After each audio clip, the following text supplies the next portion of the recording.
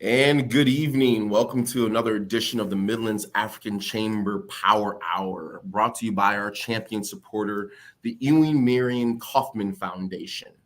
I'm Shay Ololafe, your host.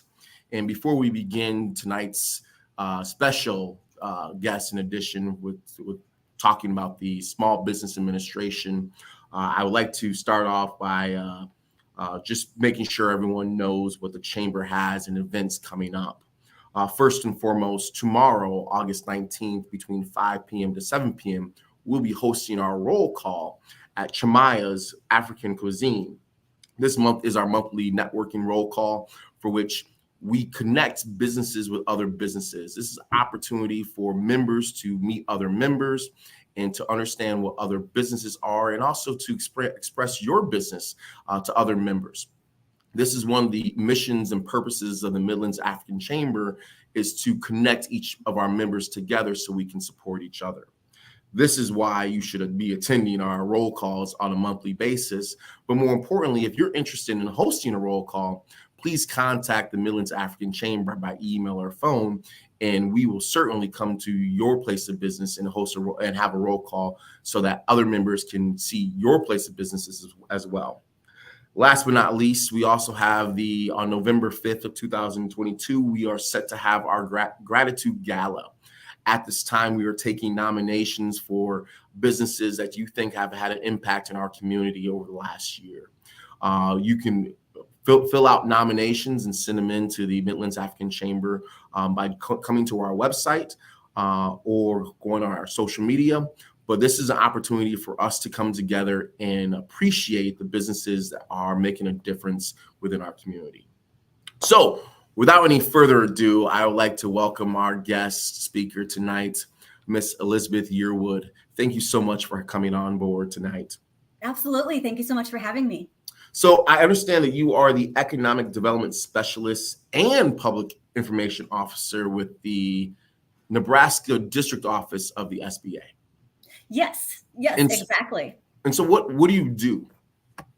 So I'm basically the public face of the SBA. I get the great job of going out throughout the entire state of Nebraska and talking about the SBA, what we do, how we can help small businesses, how you can take advantage of our resource partners, and basically everything that you can do to start, grow, expand, and recover your small business. Best job in the world. I would second that because in essence, you help exactly the type of members that we have. We do. Mm-hmm. Between us and our resource partners, we are definitely a fantastic resource to help you get started. Fantastic. And grow. And so tonight we're going to talk about what the resources are that the SBA has and also the partners that SBA works with.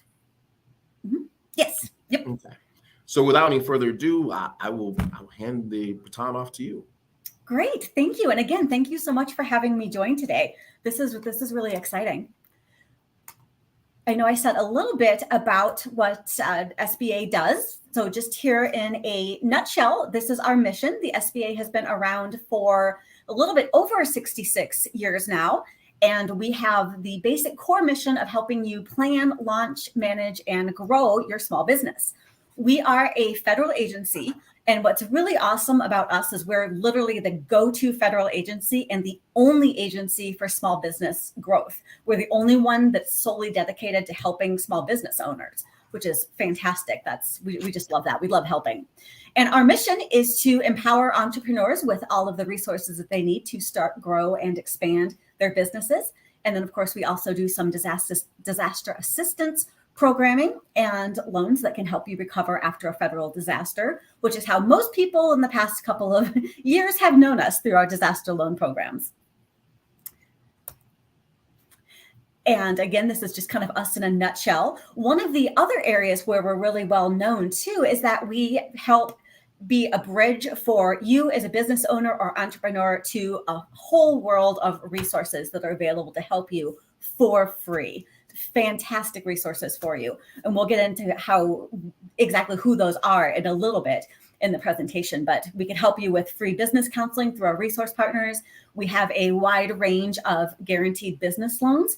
These are not direct SBA loans, but they are done through your local banks, credit unions, lending institutions, and they can really provide access to capital for entrepreneurs that, for whatever reason, may not be able to get traditional financing. So that's really who we focus on, is folks that may not be able to qualify for traditional bank loans. We are there to help them be able to get that access to capital.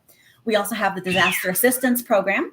And then, of course, we have federal contracting set-asides, which we will also help you talk about, which we will also talk to you about in just a few minutes. With our funding programs, and also I should say, if anybody has any questions, just drop them in the chat. Feel free to ask them. We will take them, of course, as they come up. We help small business owners by providing access to capital. So that's in the form of our SBA guaranteed loans. Our loans are for-profit businesses only. They can be for businesses that are just starting out or businesses that are already in existence and just looking to grow and scale. There's all sorts of different programs available. We'll talk about what lenders are looking for in a successful applicant for SBA loan programs here in just a few minutes. But our basic requirements are that the business must be small, which is defined as basically any company that has under 500 or fewer employees, which to me kind of seems like a large business, but it is small in terms of the government size standards. So you do have to be a small business. You do have to be able to repay the loan. And that's something that the lenders will look at during the underwriting process. And you're demonstrating that in your business plan as well. So that is a prerequisite. You do have to be able to repay the loan. And then you also have to have a sound business purpose, which is just basically a fancy way of saying a legitimate business purpose. There's a few things that you can't do with SBA loans, but by and large, if it's starting, growing, expanding in pretty much any area of legitimate fields, we can help you fund that. So let's get into some of the details about what it takes to get a small business loan. We talk to entrepreneurs and small business owners all the time that are, for various reasons, really struggling to get access to capital. As we all know, we do not all have a bunch of change in the piggy bank that's just sitting there waiting for us to start our small businesses. It's hard and it can be really, really expensive. And not everybody has the savings or the credit score or the collateral or the ability to put down a large down payment when they're trying to get a loan. It's just, the world is not a perfect place, as we all know. So there could be a lot of barriers to capital. And that's really where the SBA comes in, because we can help mitigate those by having our guaranteed loan programs. And again, we'll talk about what that means. But these are just some of the common barriers that pop up that lenders are always looking at. And we call them the 5 C's. So obviously your credit score is going to be very important to getting a small business loan. We will look at the credit history, both the history of the business as well as personal credit. So if you are going into business for the first time, they will look at your personal credit. We get asked that a lot. Well, I don't have any business credit, so it doesn't really matter what my personal credit is. Unfortunately, that's kind of a myth out there, because they will look at your personal credit as well. So it does need to be as high as you can make it. Obviously, not everybody has perfect credit, so that's, again, where the SBA can come in. We do require collateral on our loans. Typically, that's going to be in the form of real estate, and then that would be business real estate most often. We could also look at your heavy pieces of equipment, your heavy assets, secure assets, those types of things as collateral as well. Commitment is going to come in, of course, the form of a down payment. And this can be a huge stumbling block for a lot of small businesses, because for traditional loans, a lot of times that can be as high as 30 to 40% down for a traditional loan. That's a lot if you're seeking 100, 150,000 or even into the millions. That is a lot of money for a small business owner to come up with. So with our guaranteed loan programs, we look for more on the 10 to 20% down side. And then loan officers obviously are going to be looking into your character. And these are things like, do you have a criminal record? Have you defaulted on previous loans? Are you current on your taxes? Are you just being able to make your obligations? They will look at that as well. And then, of course, cash flow. Out of everything the lenders are going to be looking at, cash flow is king, right? Cash is king. We all hear that. So you have to be able to show that your business does cash flow, which is just another way of saying that you can make that loan payment at the end of every month. Your business plan must demonstrate that. So in a nutshell, that's basically what lenders are going to be looking for. And that's an SBA lender, that's a micro lender, that's a traditional bank lender, that's anybody is going to be looking at those 5 things. So let's talk about our SBA guaranteed loans and kind of what that means. This is a fancy way of saying that the SBA backs the loan. So the loans are done first and foremost through your local bank, credit union, lending institution. They are not done through us. So there's never a need to call the SBA and say, I want to apply for one of your loans, because you don't apply with us. You actually apply through the bank itself. And then the bank works with us on the back end. For our disaster loan programs, not to be confusing, but that is a direct loan. So and you've heard that kind of time and time again in the local media about people applying with the SBA for these economic injury disaster loans. That's a separate animal than our regular business loans, the guaranteed loans. Those are done through the banks. And just out of curiosity, are there still disaster loans being issued? There are not for COVID EIDL. The SBA disaster loan program is always available for people living and working in federally declared disaster areas. So with all of the earthquakes, tornadoes, hurricanes, whatever might hit, they get declared as federal disaster areas. And then that opens up the program for people living and working there. And just as a side note too, since you did bring up disasters, the disaster loans are not just for business owners, they are for regular, just people as well. So homeowners and renters also can take advantage of these if you are in a federally declared disaster area. So that will, cover things like rebuilding your house, that type of thing, or your business. So it is both. COVID, however, was just for business. I was going to say, is it a combination of with FEMA then? Yes, it is. Okay. Mm-hmm. Yes, exactly. So absolutely. Let's see. So we talked about they're always done through the banks, not through us. Our guarantee ranges from 50 to 90%. That's depending on the loan program that you're using. And that number is really important because basically we all know banks are risk averse, right? Chances are when you go in to talk to them, the loan officers are not lining up to give a small business money.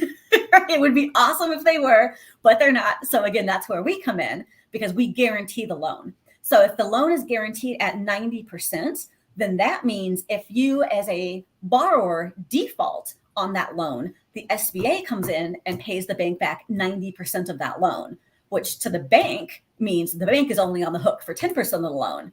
So that makes them a lot more likely to lend to first-time entrepreneurs or businesses, again, that maybe don't have the best credit or a lot of money for a down payment. So that's really how we can step in and help folks get that capital that they need to really get started or to grow and scale their businesses by these SBA guaranteed programs. Our loans do go up to $5 million, which to me is a fantastic amount for starting and growing a small business. And pretty much any legitimate business purpose, if you're buying real estate, if you're doing construction, doing a renovation, buying inventory, paying your people, any legitimate business purpose. You could even buy franchise using our programs as well. We do short-term loans, long-term loans, and lines of credit. Couple of really nice features that kind of the general public really should know about because it's a great part of our loan programs. Our interest rates are capped. So the bank sets them. They do set the interest rate, but it can never be above a certain percent, which is really nice because that means that you as a borrower will never fall victim to those predatory interest rates, things like that. So they are capped, which is fantastic. They can be long-term, so 10 to 25 years, depending on what you're using the loan for, and the lines of credit, of course. And then we also have no demand features on our loans. So if you read the fine print on a lot of the loan paperwork for traditional bank loans, a lot of them, in fact, can call those loans in at any time. So you think you could have 10 years to pay it off, but the loan officer calls you up and says, hey, my boss is calling in all these loans, so you have 2 weeks to pay it off in full. That can be a problem, obviously. That can be an unexpected surprise that business owners don't really need. That will never be the case with our loans because there are no demand features that can be put into the contract. So if you have 25 years, you have 25 years. And so when you say the interest rate is capped, are we talking that the interest rate is capped at that it can be adjustable, it just can't go over a certain rate, or is it just always fixed? Yes. So it can be either fixed or adjustable, but with the adjustable rate, it can never go over a certain point. And that's based on prime and the loan program. Okay. So, yeah. And then the other benefit to our loans are that you don't have to have as much of a down payment. Typically, again, we take 10 to 20% down, where the bank lenders tend to take 30 to 40% for traditional loans. And then we will take less collateral. And a great feature of our disaster loan programs is we will take all available collateral or even no collateral if you are not able to collateralize the disaster loan. That's an option as well, which is fantastic.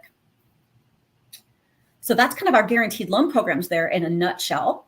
We touched on this just a little bit with the process of how you go about getting an SBA loan. We get a lot of calls from folks saying, can I come in and apply for a loan at your office? Nope, because it's a bank loan. So you go to the bank. We can help you with, questions, answering generalities about the loan programs. But for all of your technical questions, exactly how much collateral do I need? What's the interest rate going to be? You're doing all of that with the loan officer. All of that is done at the bank level. But the very first thing that you need to do is contact our resource partners. I cannot stress this enough. Our resource partners are free. They are waiting to talk to you. You can work with them one-on-one on putting together that business plan. Now, they will not write it for you. We talk to a lot of people who wish they would, believe me, because a business plan can be difficult to write. I mean, it's a process, right? It takes some time. And we always suggest that you do write it yourself, right? Because you can hire someone to write it for you. You can pay $500, $1,000, whatever the case may be, have someone write it for you. But then is it really yours? Is it really your passion? Is it your words? We suggest work with our resource partners, get that business plan in your words, because when you sit down and talk with that loan officer, they're going to have questions. And if you didn't write it and you didn't really read it all that well, and they ask you questions, if you don't know the answer, if you can't talk numbers, if you can't talk future goals, if you can't really present yourself credibly, you're not going to get that loan. And your business plan helps you get that credibility and that knowledge of the ins and outs of every bit of your business. So, sorry, I will get off my soapbox now. Somebody was at Pitch Black.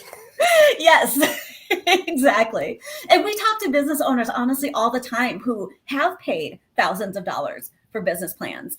And it's a lot of work. We're not going to lie about that. It's a lot of work. It's not something that you sit down and do overnight. But it helps you not make mistakes. It helps you understand your business. It helps you get to that bottom line. And then it also is a growing document. It's not something that's one and done. You don't put it in a drawer where it gathers dust for the rest of its life. You're taking it out all of the time. You're using it to expand. You're changing your marketing strategies. You're constantly using it. So I'm passionate about business plans. So we'll just go ahead and keep going. So once you have worked with our resource partners, that's when you start going to talk to the banks. So you're getting in front of loan officers, you're going to different banks, you're talking to micro lenders. We can talk about what that process looks like a little bit further on in the presentation as well. One thing I want to point out is that when you do go to a bank to get a business loan, there will be no's. You will hear no, unfortunately. We don't want you to ever be discouraged, but do expect that no. And when I hear the word no, one of the business owners I talked to brought this up a long time ago when I first started this job, and I loved it. She said no means next opportunity. So you take it as the next opportunity and you just go to the next bank. I've worked with folks that have taken 5, 6 banks before they would get a loan. I've even worked with one that was the 11th bank that she went to, the 11th bank that finally believed in her idea and gave her a loan. So it takes time. You're really kind of out there walking the pavement looking for that lender that believes in you. So my point there, don't get discouraged. Just keep going. And then the lender works with us on the backside if they do decide to go with a SBA guaranteed loan. We suggest that you do have some knowledge of our loan program so that when you do go in to talk to that lender, you can say, hey, I heard about this 7A loan program, or I heard about this express loan program. That's really a pretty quick way for me to be able to get that loan. Can we talk about what that looks like? So be educated on the process so that you can bring it up if the lender doesn't. If they say, no, I don't think we want to work with you, say, well, there's these SBA guaranteed loans. Maybe could we look at that? So it's all about being educated when you go there too. I mean, prompt them for options that might work for you as well. When you talk with the lender, they will give you one of three options. They'll talk to you about giving you a traditional bank loan. They will work with you on an SBA guaranteed loan if they think that's a better fit, or they will send you packing, unfortunately, at which time you just take that as the next opportunity and you go down to the next bank. So those are your three outcomes with going to the bank. And then if you're approved for an SBA loan, of course, all of that, the underwriting, the paperwork, all of that is done with the bank, not with us. So that's the process in a nutshell. And this is a whole lot of color and a whole lot of boxes. But the main point of this slide, we have two major loan programs. The 7A loan, which goes up to $5 million. This is for anything, right? Equipment, working capital, paying your people, inventory, doing all those things that it takes to start your business. We also have the 504 loan program. And this is if you are looking at buying a land, like a business that's already on land, or purchasing real estate or some of that larger, really expensive equipment. So those are kind of our two main loan programs. Another loan program that I want to hit up is the SBA Express loan. This one goes up to $500,000. It's a fast turnaround. With the SBA, we are a federal agency. And of course, with the federal agency comes paperwork and surprise, surprise, maybe a little bit of bureaucracy. So it's not one of those go in, apply, get your money in 24 hours type of thing. No, it's a little bit longer for that. 7A especially and 5A especially, 504 rather, because they're larger. They tend to be our larger loans, right? That's more of the $2, $3, $5 billion loan. But if you are looking for up to about $500,000, our Express loan is great because that is a much faster turnaround time because you're going to certain SBA Express lenders. So we have a list of banks that we can give you, and they're Express lenders. And the SBA has given them the authority to make lending decisions on their own, basically without really involving us. So you're taking out that level of bureaucracy, right? Which cuts the time down. So this could be more like days to a week in order to get the disbursements of your loan. Same thing with this one. It can be used for all of those same things that we've been talking about through here on out. And the terms are 25 years for real estate, 10 years for any other type, or you can do lines of credit as well. And again, it's the capped rates that come into place here. And what's really cool about this loan is that Congress has finally made permanent that there are no guarantee fees for veterans on this loan, which is a huge savings if you're if you're looking to start a veteran-owned small business. The guarantee fee is typically 2 to 3%, 2 to 3.5% of the guaranteed portion of the loan. And not to get super into the weeds here, but people do wonder, well, why am I paying a guarantee fee, right? That's the money that the bank and the SBA collect that goes into the big pot of money in the sky. That is basically what is used in order to fulfill those guarantees on the loans that were defaulted on, which is great for you as a taxpayer because you know that your taxpayer money is not going to fund loans that were defaulted, right? Which is awesome. But as a small business owner, you are sort of paying into that pot so that we as taxpayers don't have to pay down, for those bad loans. But so that's what the guarantee fee is. So is the guarantee fee in addition to the down payment, or is that the only? So it is in addition to, and there's lender fees that apply as well. So the banks will have their own whatever fee structure that they have, and then there's this one for the guarantee portion of the loan that can be paid full upfront. It can also be rolled into the financing, though. Okay, so don't let that scare you. Oh, I was going to say, yeah, because I've heard you can get a loan for 3%, but that's not accurate when we talk about what the down payment has to be in addition to that. Right. Loan. Okay. Right. Exactly. So we do have a question. It's what if you already have a business loan, but the funds are now depleted into the business? Is it possible for the SBA to still back the business with funds? So you already have an SB, or you already have a business loan, but you basically spent it all and need more, essentially. Yes. So looking for working capital. Yes. Basically. Yes, absolutely. Great. Yep. That's where a line of credit could come in. That's where the 7A loan, express loan, all of our loan programs, you could look at doing that. Absolutely. Okay. So yeah, first step, go talk to the lender that you already have, that you issued you the first loan. Okay. Yeah, great question. So that's our streamlined loan program. You really don't hear that often in the government, but this is actually streamlined. So yay. Okay. Just wanted to hit up this loan program really quickly because this, if you are involved in any sort of state, federal, or local contracting, a lot of times contracting is cyclical or seasonal, right? So if you're a roofer, you are really, really busy during the spring, fall, and summer. Not so busy during the winter, but you still have people that you're paying, you still have your overhead, you still have your loan payments to be making, all those types of things. So our cap lines are short-term loans or lines of credit that really are designed for those times when it's a downtime for your business. So construction, all different sorts of those types of businesses can take advantage of this. What's awesome about this loan program too is that you can actually use a signed purchase order or a signed contract as collateral against the loan. So if you were able to go out and secure a government or a government contract for $250,000, but you realize, oh my gosh, I need people, I need to hire more people, you can use that as collateral against the loan for the working capital to go out and hire those employees. So that's, in my book, that's huge. That's a good benefit.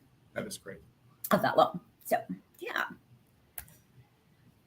This is a cool program that the SBA has just rolled out within the past really couple of years.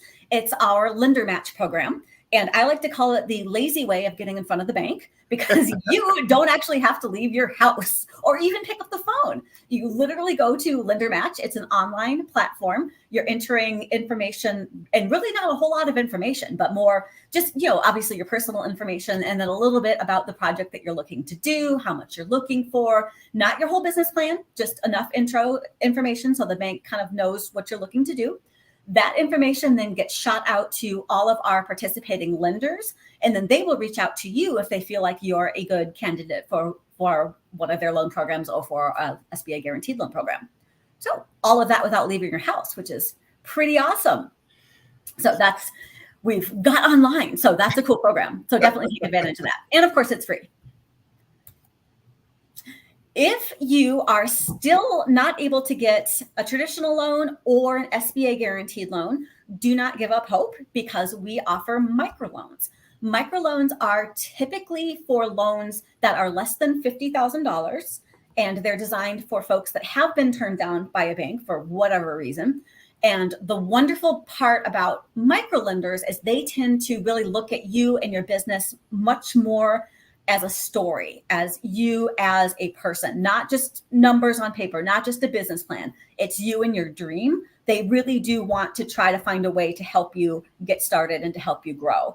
Obviously, you still have to be able to pay back the loan, but the credit score is much more lenient. The collateral is much more lenient. And then the down payment is a lot less than what you would have to do for traditional or SBA guaranteed loan programs. So this is a great option for folks that are really, really struggling to get a loan. We have 3 microlending partners in the state of Nebraska. We work with Nebraska Enterprise Fund. They are located in Omaha, as well as they have a more rural office.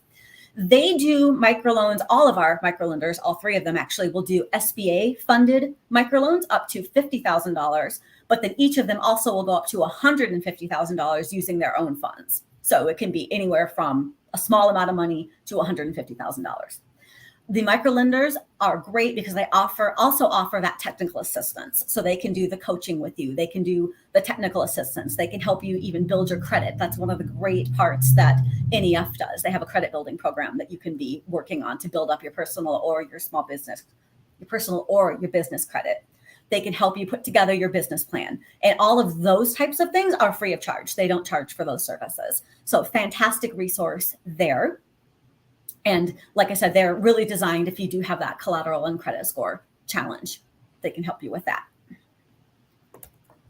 Center for Rural Affairs is another one of our microlenders. These are for folks that are anywhere in Nebraska outside of Omaha. So their mission is right in the title, right? They are the Center for Rural Affairs. So they will cover Lincoln and the whole rest of Nebraska, basically outside of Omaha.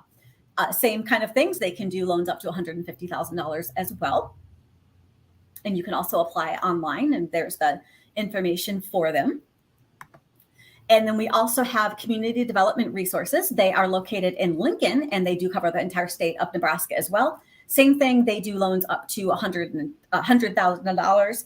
And then they are also a designated SBA 504 lender. So if you're looking to purchase that building or purchase that real estate, do that heavy renovation project, then you could talk to them about doing that as well. One of the great things I want to point out about microloans is that, and I just lost my train of thought. Oh my gosh. While you get that train of thought back, I'm going to ask this particular one is located in Lincoln, but they do all of Nebraska, including Omaha?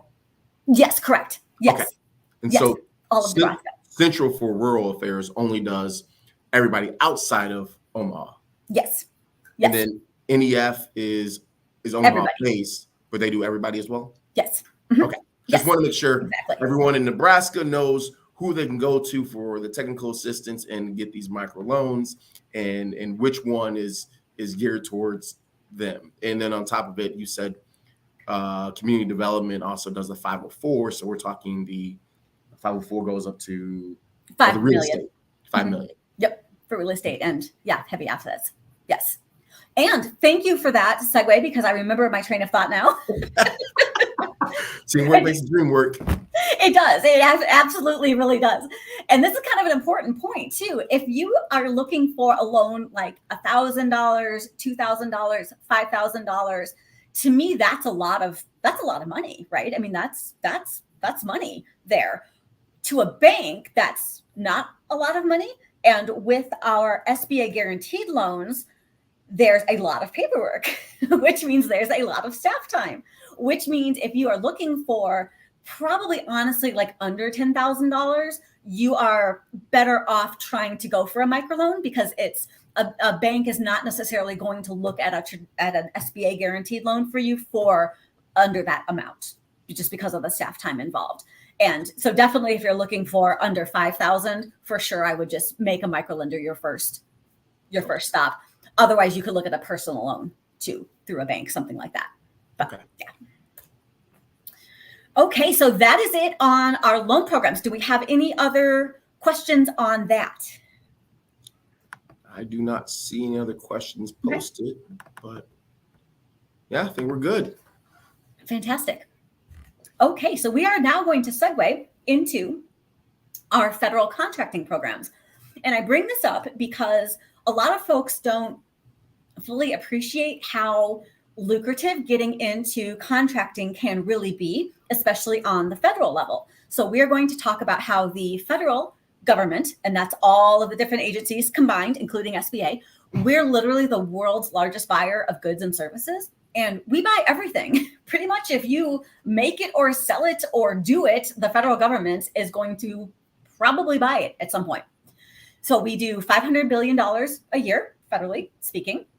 But why small business owners need to care about this is because 23% of all federal contracts are set aside for small business owners. So the government realized really relatively quickly that government agencies are wanting to go with all of the large companies, right? All of the, like if you're in Omaha, the Kiewits of the world, all of those major companies, because it's easy, right? They know they can do the job. They just go right to them.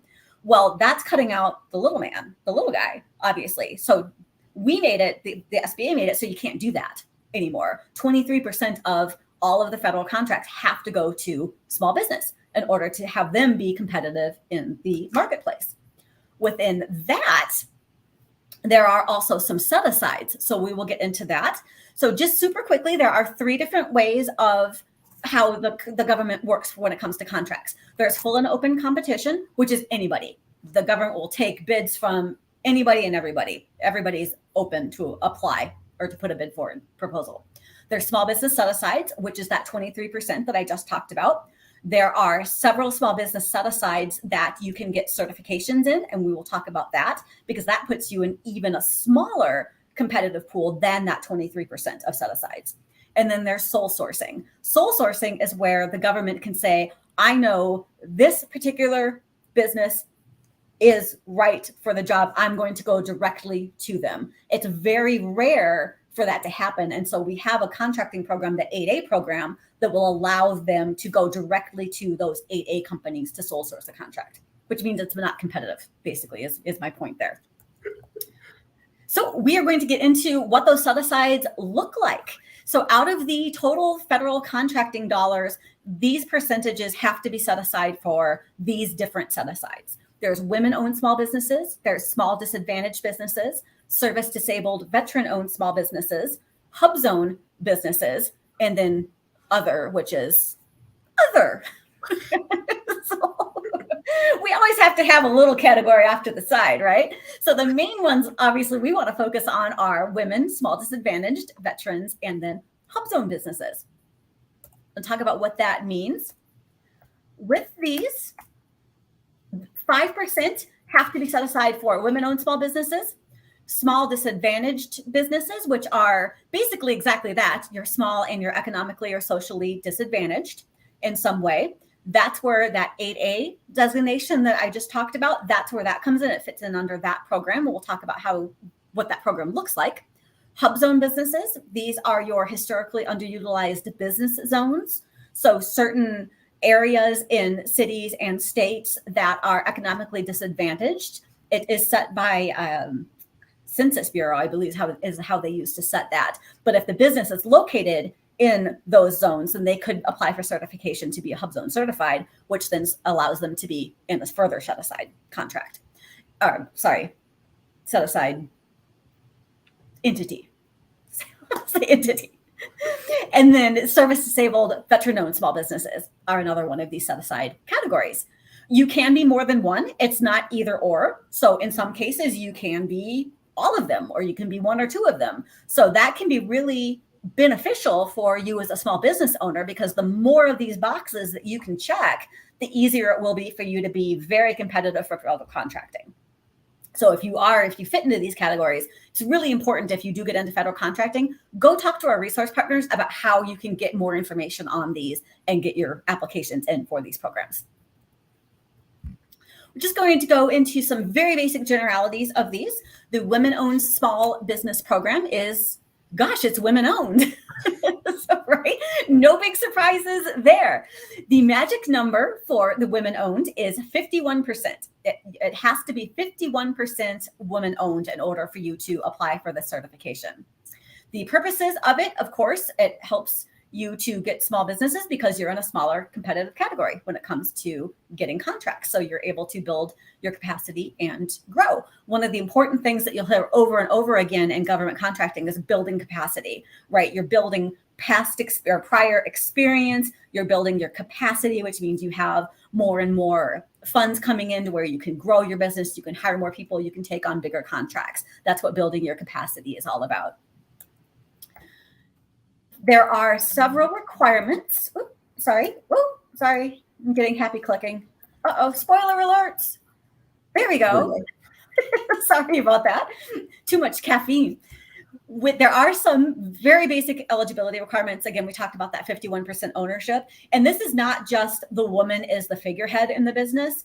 No, this means that the woman is the 51% active owner. She's the one in control. She's making the management decisions. She has the highest officer position. So it's more than just a figurehead. It's active ownership for women.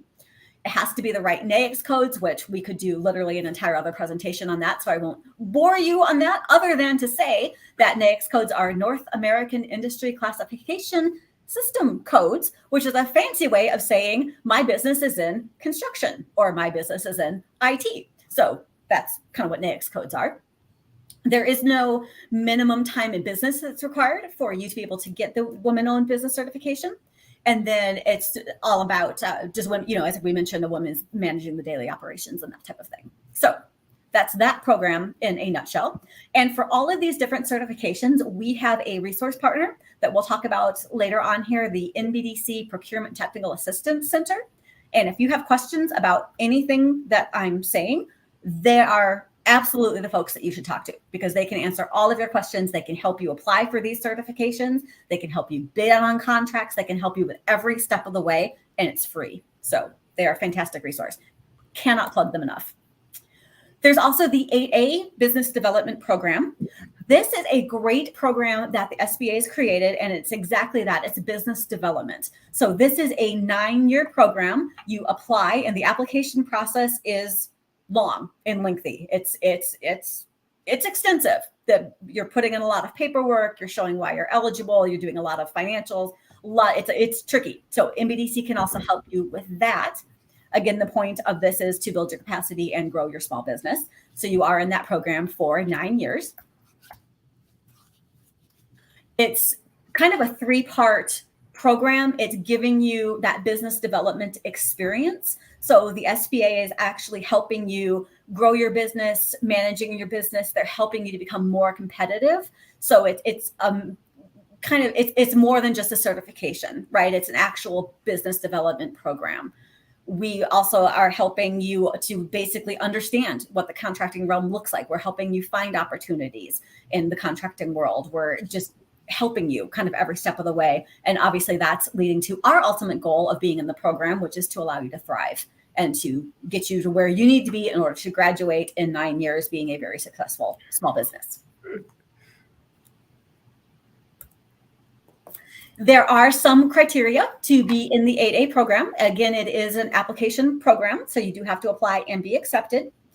You do have to show that you are socially disadvantaged.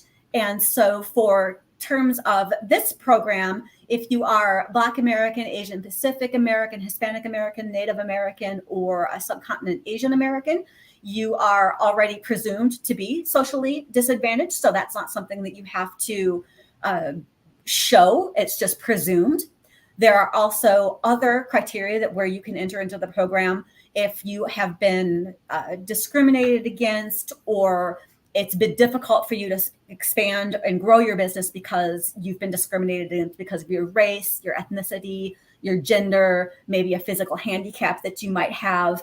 In the application, if you can show that there's a preponderance of evidence, which is a fancy word that basically means long-term, right? That it's been a lengthy time that you've been experiencing this discrimination, then that's what you're putting in your application. And if you can show that, then that could allow you to have entrance into the 8A program as well. And the keywords down here with the chronic and substantial, basically that means severe and pervasive. It's not I was discriminated against one time thing. This is months, in some cases, years of the business experiencing this discrimination to go in.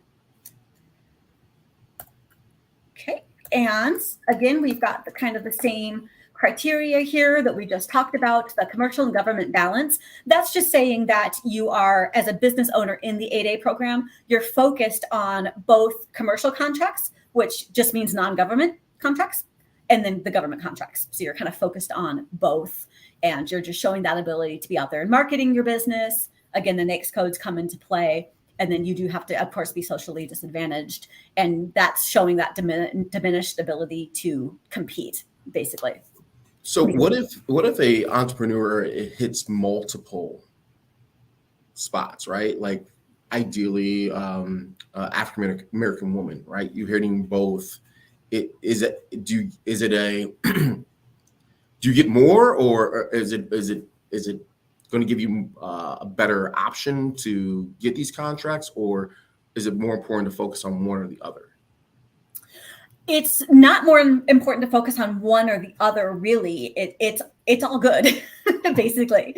So if you are in the 8A program, that's a great program because that allows contracting officers to do those sole sources that I talked about, where they don't have to put it out for competition. They can go straight to you. So that's a great advantage for being in the 8A program. If you can show that you're 8A certified, if you're also minority owned or women owned or veteran owned, contracting officers take these goals that we talked about, that 5%, that 3% that you saw, they take these very seriously. They want to make sure that their agencies are awarding the right, as much as possible to minority owned, to women owned. So if you check more than one box, then they will come after you. They will come and look to you, right? Because they want to hire businesses that check all of these boxes, that show all of these percentages. So Right. it's to your advantage if you are minority owned, women owned, veteran owned. Get all of those certifications. Absolutely. And just to make sure we caught this, in order to get those certifications, you go through your resource partner, correct? Yes, absolutely. Like the 8A, it is an application process, a lengthy application process, and some of them are easier to get than others. And that's really where PTAC can sit down and work with you. Perfect. On that. Yeah. Super quick here on the service disabled veterans. Obviously, that's veteran business owned, service disabled connected. And again, it's that same thing with the 51% ownership. It's that active owner. The veteran is the main person in the business that is in active control of the business. And then kind of the same things that we've talked about throughout all of this. And there is a designation too for just veteran-owned small businesses, but in terms of the set aside, it's the service-disabled veteran-owned small businesses. So just if you're not service-disabled, still do become certified as a veteran-owned. Yeah. And then lastly, we talked a little bit about what historically underutilized business zones means. That's your hub zone. Another set aside, if you live in that area, then that can be beneficial for you to go after the certification because, again, contracting officers will look at you when they have these hub zone requirements come up. The slightly different thing about this is that there are some residency requirements for this. 35% of the employees do need to live in the hub zone area, and the principal office needs to be located in the hub zone area. So just a little caveat with that. And then, of course, it's based on size and the ownership as well. So what would be a hub zone in the Nebraska area? There's some rural areas. There's areas like some of the pockets in North Omaha. It's all set by the census data based on, I think, income and those types of things, just kind of business development in general. Okay. So yeah, and there's websites you can go onto to see, enter in the address, and it will tell you if it's a hub zone or not. So you can find that information on our website as well, sba.gov. And same thing, we talked about the different, the NAICS codes have to be right, the ownership has to be right and located in the hub zone. And then 35% of the employees, again, have to be located in that hub zone. Okay, and I do want to bring up subcontracting. It can be, even as a small business that has these certifications or multiple of these certifications, the government still very much looks at prior performance as being one of the important reasons for giving a contract, right? It can be hard to build up prior performance if you've never been in contracting before. So subcontracting is a great way to work under a contracting prime, which would be the large business that then gets the award and then subcontracts with you as a smaller business. That can be an easy way to sort of baby step your way into federal contracting. It allows you to build that capacity because you're getting these subcontracts. It's easier to get subcontract as a small business than it is to go out and get just, be a prime contractor, obviously. So there's a lot of advantages to that. Working with a prime, you can do formal agreements with them, these teaming agreements, joint ventures, mentor protege. Those are all business development agreements. So it's more than just you're doing work with them. You're actually teaming with them to grow your small business. And subcontracting is a really good way to gain experience and past performance. So definitely look at getting into subcontracting as well. Now, is there a hub for like a database for, general contractors or general people who are looking for subcontractors? Yes, absolutely. SAM.gov is kind of a clearinghouse for all of the information that you can look for all of the different opportunities and things that are out there. And you can also work with PTAC to find out what is available. They have access to a lot of databases and things that they can even do Bid Match, I believe, is the one that they have, where you can get notified actually when agencies that fit what you're looking for, when they have opportunities that are available. So another great plug for PTAC there. So, and then also we do encourage you to make contact with the federal agencies. All of them will have a small business kind of development officer. So get in front of them, the contracting officers. You can, find out what their names are. PTAC can kind of help you with that too, and give them your capability statement. Reach out to them. It's all about networking. Everything is always about networking to grow that bottom line. No different in government contracting. And government contracting, again, it's not for everybody. It's not something that you want to jump into right away. So you do need to just kind of ask yourselves a couple questions before you're ready to get in there. Does the government buy what you sell? Do they want what you have to do? Chances are, yes, they do. So, but ask yourself that question. And then you also need to make sure you are ready. Do you have that experience? So have you had some subcontracting experience? Are you ready to, jump in with the big boys? Can you back this up? Basically, do you have the cash? Do you have the inventory, the working capital? Do you have the people? Are you able to truly fulfill that government contract? Always want to answer that before you would even put in a response to a bid, right? You need to be ready to do it. And then finding contracting opportunities. Again, PTAC can really help you with that. And I've been saying PTAC this entire time. Here is PTAC. So PTAC is the Procurement Technical Assistance Center under the Nebraska Business Development Center. They're resource partners of ours. So we love our acronyms, being government, of course. So it's a long, long name. But basically, they're your one-stop shop for all things contracting. They can help you on the city, state, and federal level. All of their services are free of charge, and they have centers located throughout Nebraska. You can see their contact information there. Another great service they offer is market research. They have access to databases that you would pay thousands to be able to access. They can help put together market research for you, so you find out where those contracting opportunities are. Cannot stress enough, contact these guys if you are looking to get into or are already into federal contracting. And speaking of resource partners, we are just going to kind of quickly go through some of our other resource partners that are available. And we work with women's business centers. We are lucky enough to have 2 of them in Nebraska. We have the Grow Nebraska Women's Business Center. They've been opened up just about 2 years now. So we were really excited when we got one in Omaha. They cover the greater Omaha metro area. They do free business mentoring. And they do low-cost trainings, free trainings, all kinds of webinars, workshops, and events. Our Grow Nebraska WBC is really active in Omaha. Definitely seek them out. Eden Butler is the director, and she's fantastic. And even though it says Women's Business Center, you do not have to only be a woman to be able to get their services. Men can go there and work with them as well. So fantastic resource.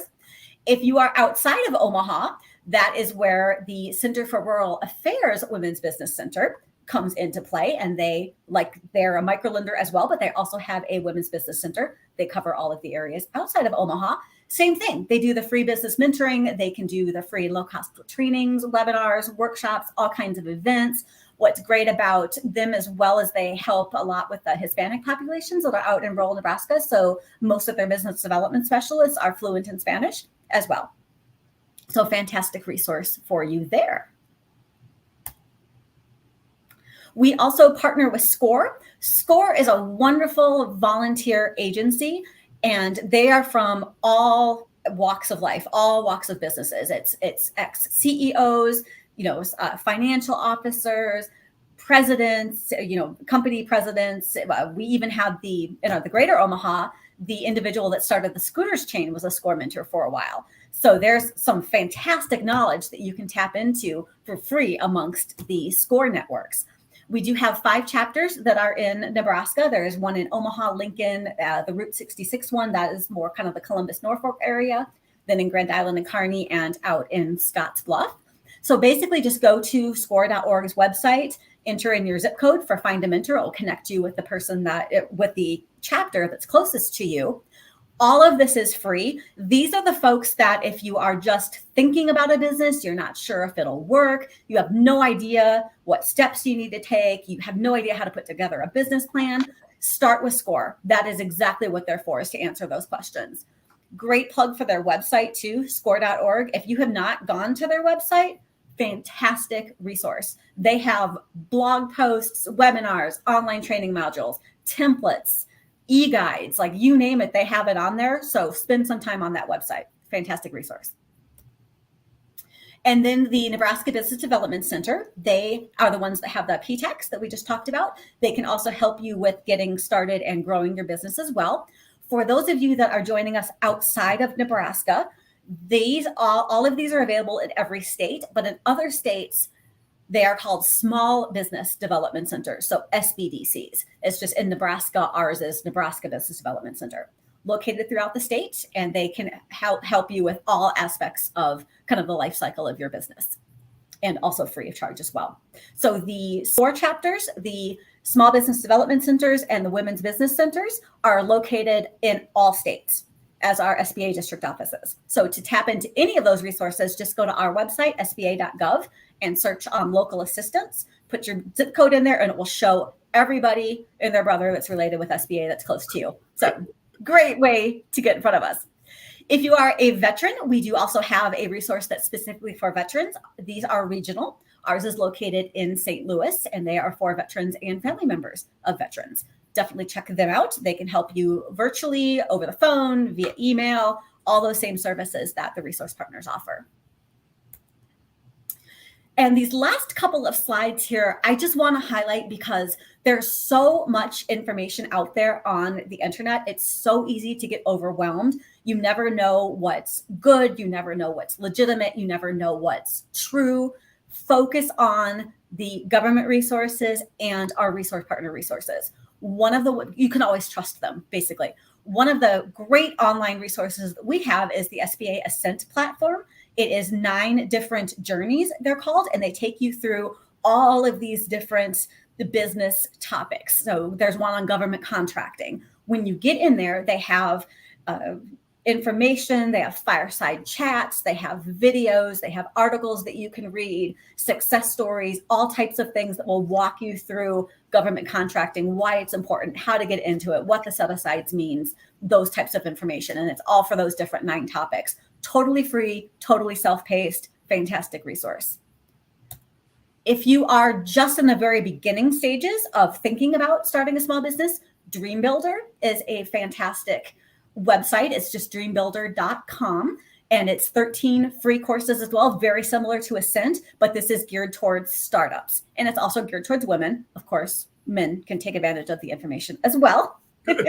But this is Ascent is if you're kind of already in business, though it does have great information if you're starting up as well. Dream Builder is definitely for kind of the startup phase. So fantastic information there for you too, and can't beat that price of free. NBDC also has an Enlighten website where they have some online learning modules as well. Some of them are in Spanish too, so that's a fantastic resource. Definitely check them out. Okay, how's that for ending right on time? Elizabeth, thank you so very much with Absolutely. the wealth of information, the social capital you passed on. As you're going through here, I am jotting down as much notes as possible because, as you indicated, one of the major issues that our community has is access to capital. And sometimes we just don't know, it's overwhelming, right? And you go in and you think you have the application for a bank and you get a no, and it becomes discouraging. You don't necessarily know why. But you focused on a lot of different things and a lot of different parts that becomes essential, and then more importantly, who you can go to. And so Right. I cannot thank you enough for the information you have provided us tonight, and continue to provide. And as your information is here, if anyone has any questions, can they reach out to you? Oh, absolutely. Yes, that Excellent. is what we are here for. Well, that is another edition of the Power Hour for the Midlands African Chamber. Oh, we do have a question before we go. Oh, great. Is any program for real estate business? In terms of our loan programs, not really. The programs are for the for-profit businesses, and they can't be speculative. So if the real estate business is something like buying and flipping homes or buying apartment buildings and renting them out, unfortunately, those would be considered speculative. So they would not be able to take advantage of the loan programs, but everybody in the business world can take advantage of our resource partners. Perfect. If there's any other questions before we end, I will hold off for another couple of seconds. But again, this is why we do the Power Hour. This is why it's important to tap into information, into partners, into resources in our community that, one, is free. Two, depending on the type of loan, like if now that COVID is no longer there, the disaster loan may not actually work, but these are things that you may not have known prior to tonight, and this is why we have this. And so once again, Elizabeth, I thank you so very much. And so next time, we are the Midlands African Chamber. Come join our tribe. Thank you. Thanks, everybody.